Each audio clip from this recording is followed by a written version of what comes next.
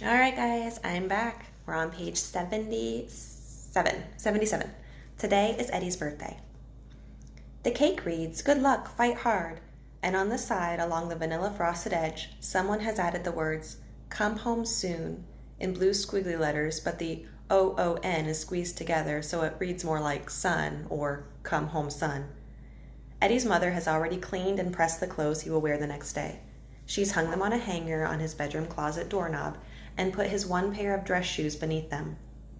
Eddie is in the kitchen fooling with his young Romanian cousins, his hands behind his back as they try to punch his stomach.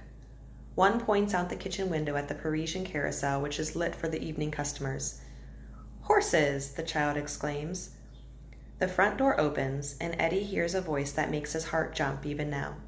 He wonders if this is a weakness he shouldn't be taking off to the war. "Hiya, Eddie," Marguerite says. And there she is, in the kitchen doorway, looking wonderful, and Eddie feels that familiar tickle in his chest.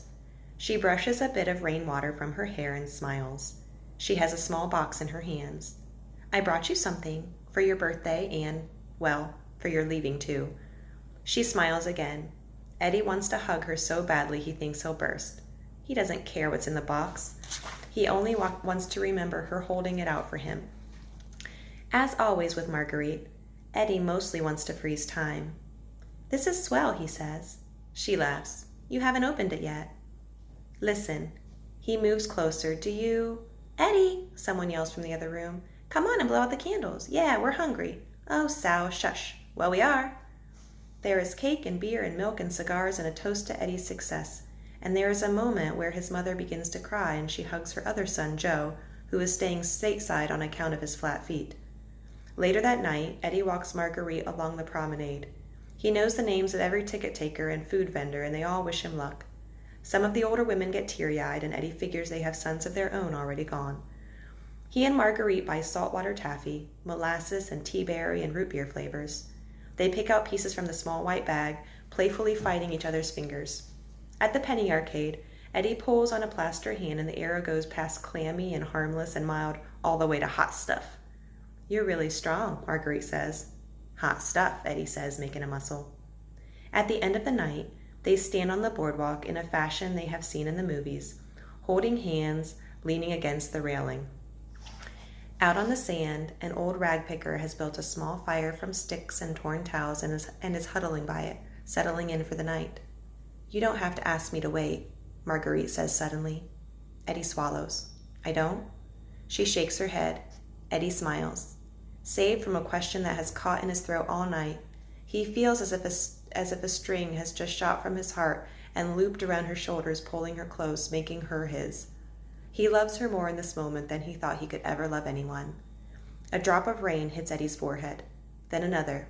He looks up at the gathering clouds. "Hey, hot stuff," Marguerite says. She smiles, but then her face drops and she blinks back water, although Eddie cannot tell if it is raindrops or tears. "Don't get killed, okay?" she says. Page 80. A freed soldier is often furious. The days and nights he lost, the torture and humiliation he suffered, it all demands a fierce revenge, a balancing of the accounts.